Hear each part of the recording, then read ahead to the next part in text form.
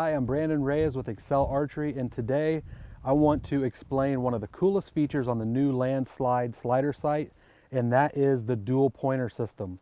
So I've got two different sights. I've got a single pin set on my bow right now, and I've got a multi-pin ready to go here as well. So they're slightly different in the way you set it up in determining what sight scale is going to work for your bow. So I'm going to go over both individually. We're going to shoot them and show you how cool that feature is when you're in the heat of the moment and you need a second point of indication, or you want to know where your pin is set in regards to your housing, and cross-reference that with the actual metal sight tape. So to save us time, I've shot both of my sights and made marks on them. So as you can see on my bow here and on the sight, all the sights come with a metal sight tape already installed with a white piece of tape over top of it. So what that does is that allows you to set yardage marks for whatever distance you want to help you determine your sight scale. So what I've done on the single pin sight here, and I'll tell you my logic in doing so, is I sight in a 30-yard and a 60-yard mark.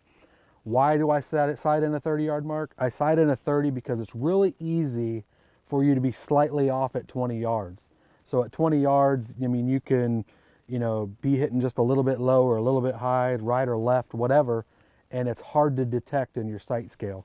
So I like to do that at 30 yards and 60 yards because it's going to be a little bit more pinpoint accurate. So what I have here is you can see the two marks on my sight scale. The upper one is a 30-yard mark and the bottom one is a 60-yard mark. So in sighting your Landslyde in with a single pin sight, you're going to want to sight in that top pointer for those two marks. So now while sighting in the single pin Landslyde slider, you can see that I have a 30-yard mark and a 60-yard mark, and that's what I'm going to use to determine the sight scale. So I've gone through and I've picked out the sight scale that matches up with the 30-yard mark and the 60-yard mark. So now I'm going to install that sight scale on my bow. So we're going to remove the tape with the white cover. And as long as we don't move our housing, we can move the tape and or the pointers wherever we need to. So I've got the 21 sight scale, and I'm going to start from the second hole from the bottom. And there we have it. Now then, I'm going to move my pointer so where my top pointer is matched up with 20. So now I've got to move my pointer just so slightly, just because the holes don't fall in the exact same location as the marks were. So without moving your scope, as long as you don't move your scope, it's going to be set at 60 yards. So we're going to take this pointer and set it. Now my sight should be set top to bottom, 20 to 100 yards with the top pointer. So you're like thinking, why is there a secondary pointer? So there's a secondary pointer because we want to give people the option to have a reference to be able to use the top of their level bubble should they need it in a hunting situation. All right, now so I went and measured the distance from the top of my bubble to the center of my pin, and you can see it's about a ½ inch. So we're going to revert that to the scale. And I can get away with this because the pin is in very close proximity to the pointers to get us a good estimate of where the top of our bubble is going to be sighted in at. So when I do that, I'm going to mark this at the 20-yard mark, and it shows you that I'm about 50, 52 yards, pretty close to 50, 51, 52 is where it's going to tell me that my bubble is set at. So we're going to check this now. So I've got both of my pointers set. The top one I set at 20, and now I know that there's about a 32-yard gap between the top or the center of my green fiber optic to the top of my bubble. So now I want to test that. So I'm going to move, go shoot and make sure my sight scale is set, and then wherever that's set, I'm going to step back and look at the second pointer just to verify. The cool thing is once I get that set though, and I move my sight, say I have my pin and I'm shooting at 40 yards, so I got my pin set at 40, so I know that my green fiber optic is set at 40. Quick reference, looking at the sight scale, for whatever reason, you're elk hunting, moose hunting, bear hunting, whatever, spot and stalk, and you have an animal that all of a sudden appears or moves to a different distance, you can look and know that your top of your bubble is going to be about 66.5 yards, should you want to do that without moving your sight. This is just a quick reference and an easy way to know, if you've practiced it, what the top of your bubble is. So I'm going to go show you now on the practice range. We're going to shoot some arrows at multiple distances and check our sight tape, and then we're also going to check the top of the bubble and make sure it's set accurately as well. Okay, so I'm here on the range. I'm standing at 40 yards. I like to shoot at 40 yards when I'm verifying a sight scale, because it's a good distance in the middle of the tape that you shoot a lot generally. So I got my top pointer set at 40, so that means that my pin inside of my housing should be set at 40, so we're going to verify that right now.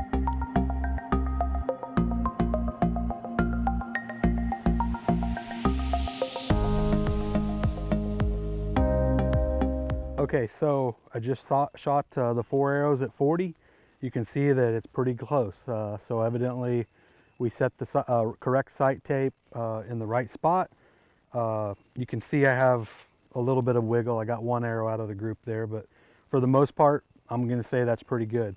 So now we're going to go back and we're going to check our gap.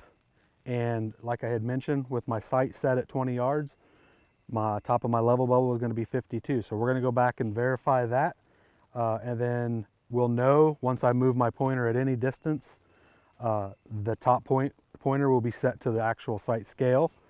And the bottom pointer will be set to the level bubble. So let's go back and check 52 and verify the rest of our sight. So we verified our pin to our sight tape in reference to our top pointer. Now we're going to verify the top of the level bubble with the bottom pointer. So here we go. I'm standing at 52 yards. That's the approximate half-inch distance that I measured. I've moved my top pointer up to 20 because that's where I set it. And I've got my bottom pointer. It's pointing right at 52. So let's check it out.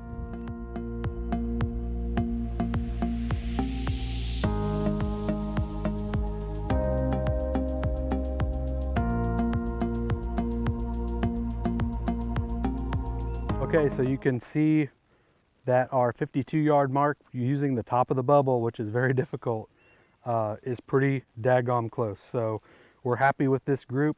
We're saying that our single pin sight with the top pointer and the pin in correlation with the sight tape is set, and the bottom pin with using the top of the bubble is also set. So no matter where I go on my sight tape, I'll have a reference, whether it be with my pin or my bubble. So that's how you set up the single pin slider, the new Landslyde with a dual pointer system with a single pin setup. We're going to go back now. I'm going to switch over to the multi-pin housing and we're going to do the same thing. All right, so I'm taking my single pin off. I've installed my multi-pin and we're going to redo the same process. However, there are a few steps that are slightly different. And the way I like to start this is I like to start this setup by adjusting the pins inside the housing first. Now I choose a 3-pin setup. Someone who may choose a 5-pin setup may decide to do this differently, but I like to keep the middle pin at the void in the scope housing here. So that allows me to have my center pin totally centered inside of the housing, and that is my 30-yard pin. So my pin above that is going to be set as my 20, and the pin below that is going to be set as my 40. So the way I do that is you're going to use your gang adjustments on the front of the sight to do this. So once you set your middle pin in the center of the housing, then you're going to use the gang adjustments left and right, and then the dial to sight in that pin. Once you get the 30-yard pin in the middle set, then we're going to use the screws in the back to loosen up the upper and the lower pin above and below the 30-yard pin to micro adjust and set our 40 and 20 yard pin. So you micro adjust by backing this screw in the pin out about a turn and a half, and then turn the rapid adjust screw right here on the bottom up and down, and you can see the pin slowly moving up and down depending on how much you need to go. Once you get your desired setting and it's sighted in at 40, lock that in. So then we're going to revert back to the sight scale, and we're going to draw in our marks for 40, 50, 60, or whatever you choose to choose the correct sight scale. Now I've already done this ahead of time to save us some time, and you can see that my bottom pointer, when we're sighting in the multi-pin sight, we want to use the bottom pointer as our starting reference. So you can see the upper dark line is my 40 yard mark, and then I can slide it down here and show you that the next line is my 50 yard mark, and then the following is my 60 yard mark, again using the bottom pointer. So I'm going to move this back to the 40 yard mark, or this is going to be referred to as my home base. So when I'm at that 40 yard mark, every pin in the housing is set to the desired distance that I have chosen. In my case, it's 20, 30, and 40. So I've went through and selected the proper sight scale. There's an array of different sight scales ranging from 1 to 40. And now I'm going to verify by using the 40 yard mark and the 60 yard mark that they actually line up. So this is the correct sight scale for me. And now I'm going to install that on my sight. So remove the Phillips head screws, and we're going to take off the tape with the white backing. Okay, so now that I've got my sight number 19 sight scale installed, you're going to notice that the pointers are not pointing at where my home base was on my pre-drawn marks. So what happens is you need to move your indicators to the home base. So in my case it's 40. So as long as you don't move the housing and the sight stays in this position, then you can move these pointers and these scales anywhere you would like. So I'm going to move my bottom pointer to 40. This will signify my home base. So I'm going to get it dead on here and then tighten it up. All right, so you should have enough travel. There's multiple screw holes to move those pointers wherever you may need, and then lock them down in the position that you would so desire. Now my home base is set, and when I move my bottom pointer to any other distance using my bottom pin as my roving pin, then that pin will be set to my sight tape. So now in the home position, I've got to set this top pointer at 20 yards. So that's what I'm going to do next. And that'll make sense. I'll explain that in just a little bit. But the reason why I do that is because that's going to be an indication or an indicator of your top pin distance as you move your sight along the scale. So the top pointer is up a little bit, so I need to drop it down just a shade. And now both pointers are set. My bottom pin is my roving pin. So the pin on the bottom, once I move below 40 yards, my pin is going to be sighted in. The bottom pin is going to be sighted in anywhere at the bottom part of the sight scale under 40 yards. So what's really cool about that is when I move the bottom pin to a different yardage, it's then going to tell me what the top pin is set at. So for instance, I'm going to move the sight down to 70 yards. Let's say 70. So now my bottom pin inside of the housing is 70 yards, but the top pin is now at 55 yards. So I have a quick reference to know that, hey, my top pin is the top pointer and my bottom pin is the bottom pointer. So now we're going to go shoot, verify all those numbers, and I'll show you some really cool, the really cool part of this, the multi-pin setup that I really like, and is the reason I choose this setup. So let's go to the range. We'll start at 40 and then verify that we have the right sight scale, and then go from there and check that top pointer. Okay, we're on the range. I'm standing at 40 yards. Just a quick recap. So I sighted this bow in on the blank white scale that came with the sight at 30 and 60 yards. So that determined my gap. I chose number 19 sight tape. I set my pins in my housing 20, 30, and 40. I determined on my sight scale that my bottom pointer is set at 40. That's my home base. So that ensures that my pins are all set. So now I'm going to verify that. I'm going to shoot 2 arrows at 40, 2 arrows at 60 to determine I have the right sight scale on my sight.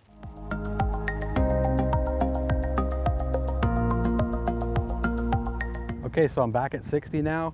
I've got 20, 30, 40 set in my housing. So now I've got to use this bottom pointer to move it to 60 because my bottom pin is my roving pin. Now this can be subject to change depending on how many pins you have and what kind of configuration you want to set it at. But for me, I like 3 pins. And now my bottom pin is at 60, so I'm going to shoot 60 to verify that using the bottom pin.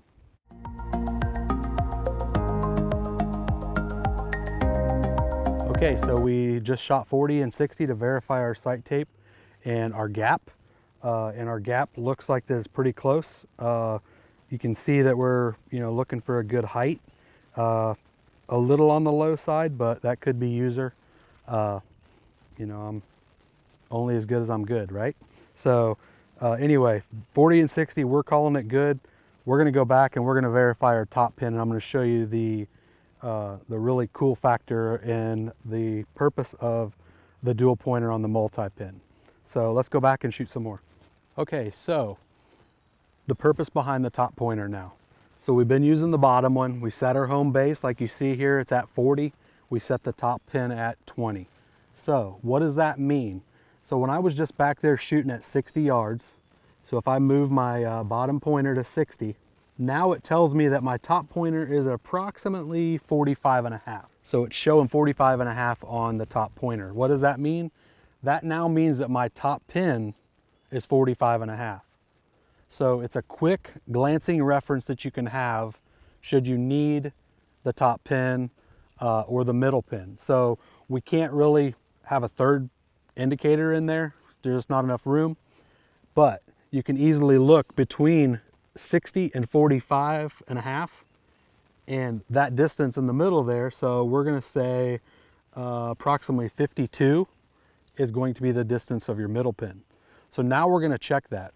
I'm standing at 35, so I'm going to move my top pointer to 35, and we're going to test this hypothesis and see if it's right. All right, so I'm standing at about 35, so there we go. I'm going to lock my pin in, and we're going to see now if my top pin is 35 yards.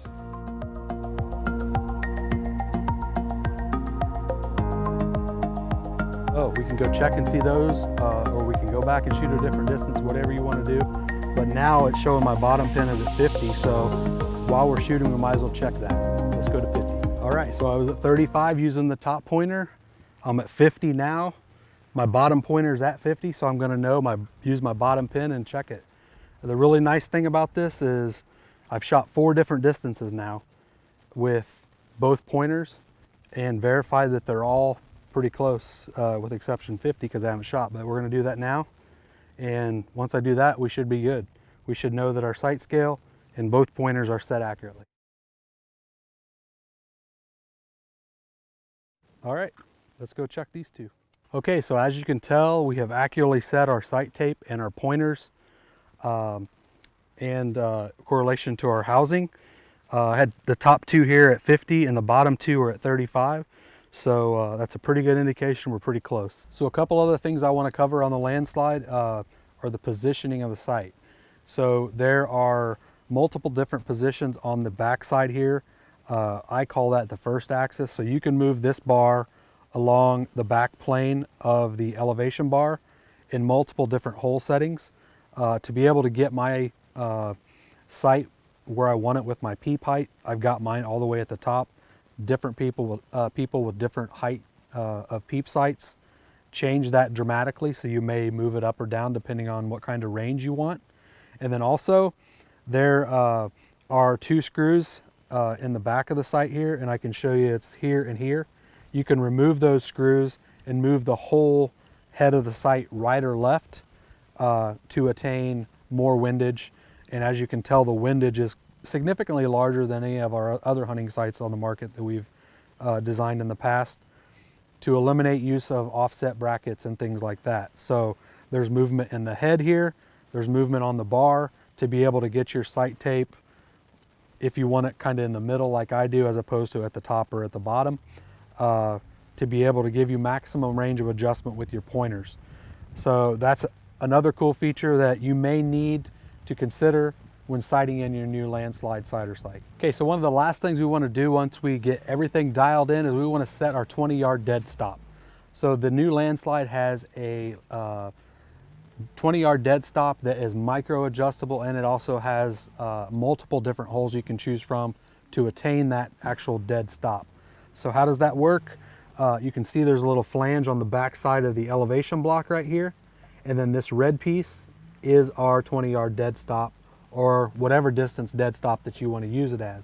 So all you do is you put your 3/32 Allen wrench in here, loosen it, and you want to slide it down to where it hits that little flange, and then now lock it back down. And then now when I loosen the sight to move it to whatever distance I want and run it up till it stops, when I turn around and look on the other side, it's on the 20-yard mark. So that's why we call it 20-yard dead stop. It can be, like I said, a whatever dead stop, but it's a cool feature that you can move anywhere along the sight to set it.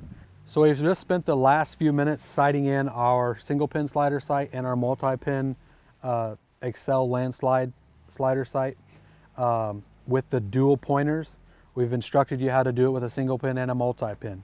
So check this video out, or any other videos on our YouTube channel, or email us, or check us out on the web at www.axcelsights.com for any more information you may need.